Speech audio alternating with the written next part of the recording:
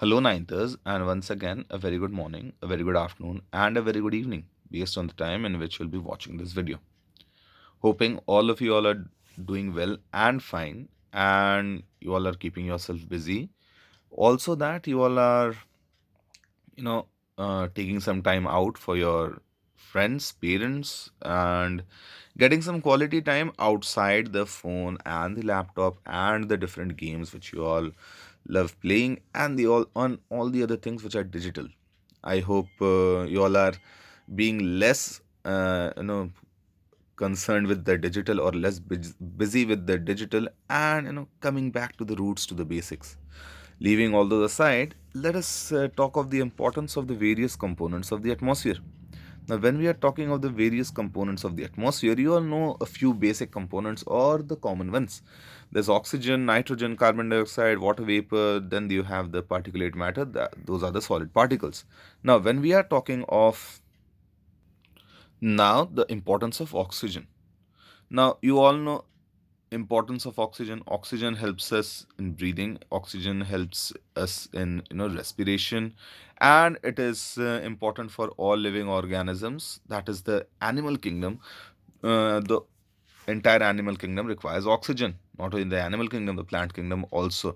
This is somewhere most of us go wrong because we think plants take in carbon dioxide, they breathe in carbon dioxide. It is not exactly so. The plants take in carbon dioxide for the process of photosynthesis, that is for the process of preparing their food, but they also breathe in oxygen and give out carbon dioxide. They also respire.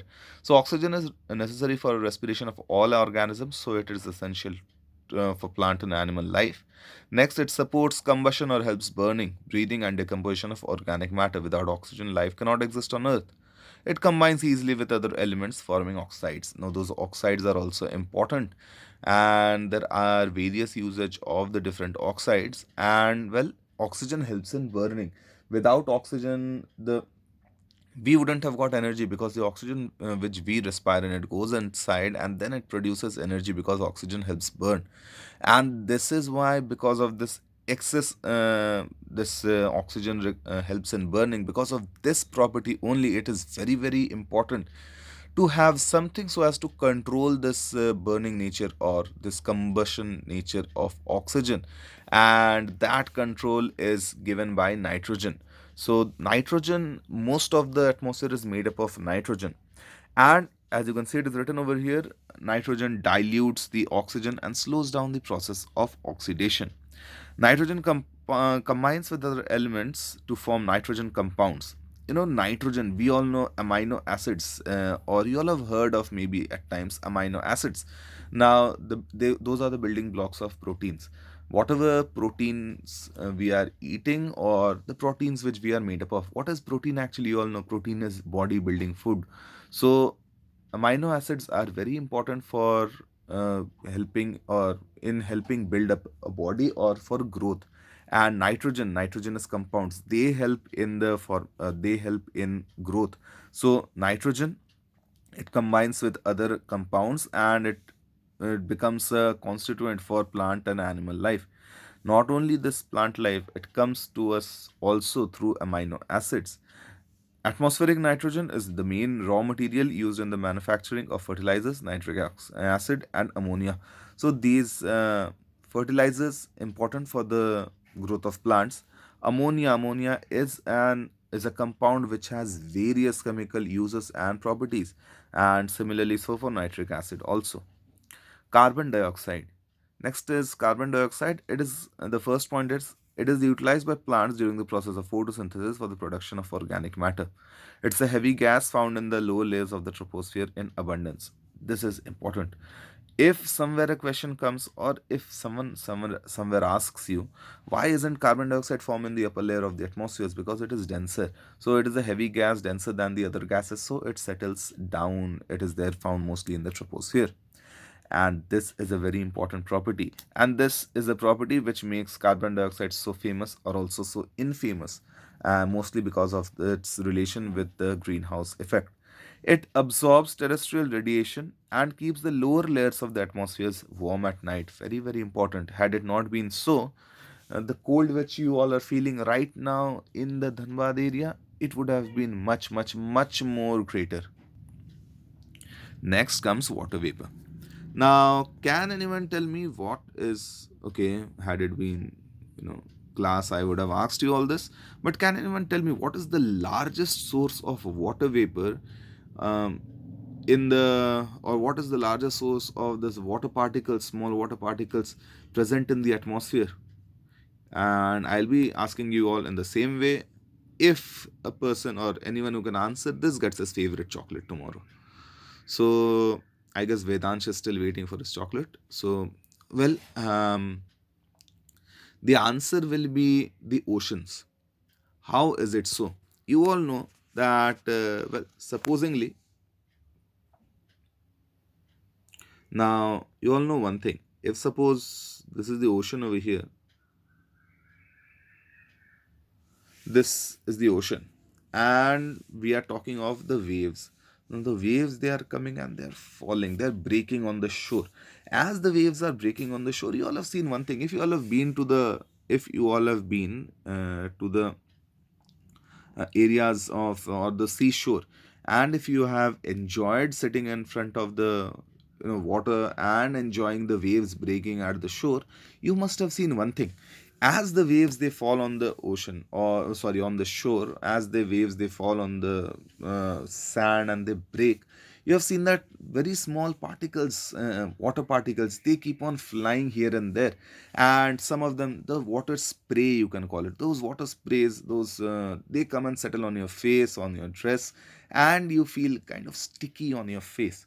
Now that is what I'm talking of. These water sprays, these small water particles, they move up into the atmosphere and they stay suspended in the atmosphere. Why? Because they are so light, when they fly off, or when they are sprayed when the wave is breaking.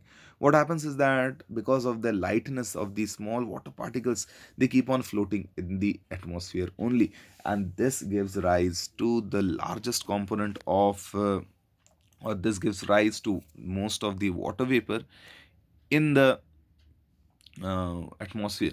Now, next, it plays the most significant role in the atmosphere. What is that significant role? Let us see.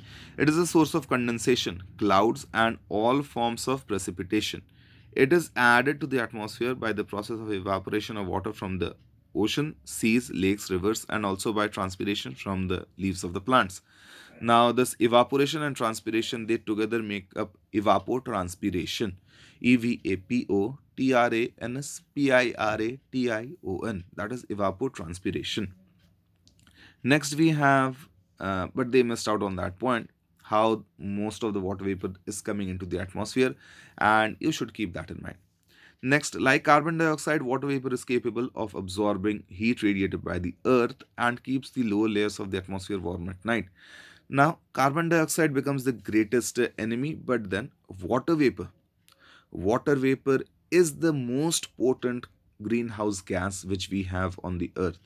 Carbon dioxide comes second. First is water vapor. So water vapor is the most able, or the strongest greenhouse gas, and water vapor is present in abundance.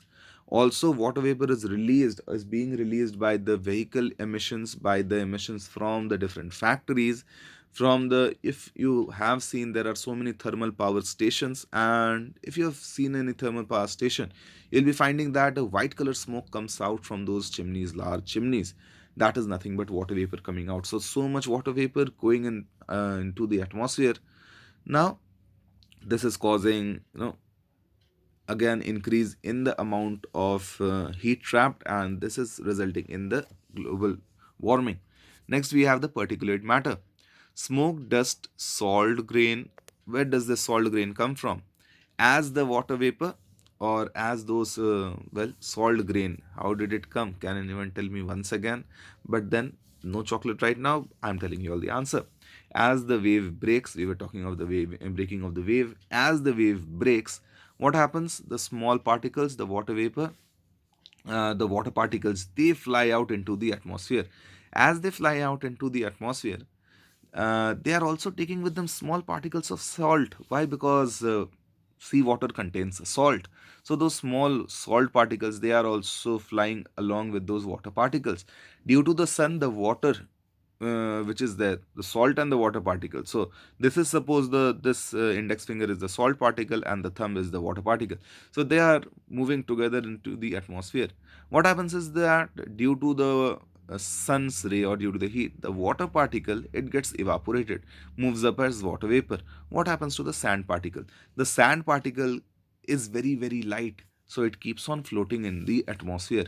Why is this sand particle important? This sand particle is so very important. This is called a hygroscopic particle. This sand particle is very very very important for the formation of droplets of rain. Now those uh, small rain droplets, or the droplets of the rain which you see, now those are made up of so many small droplets falling or settling on each other, collecting on each other. And on what are they collecting? They are collecting on small particles, be it dust particle, be it smoke particles, or be it those salt particles or those small grains.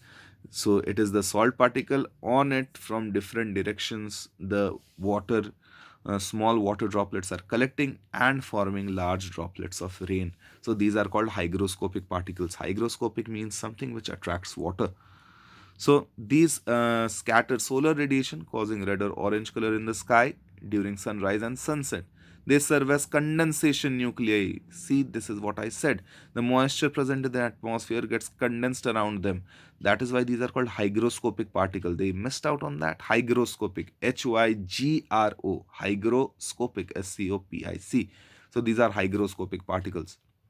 Dust particles are so fine that they can float in the air and play an important role in the weather phenomena.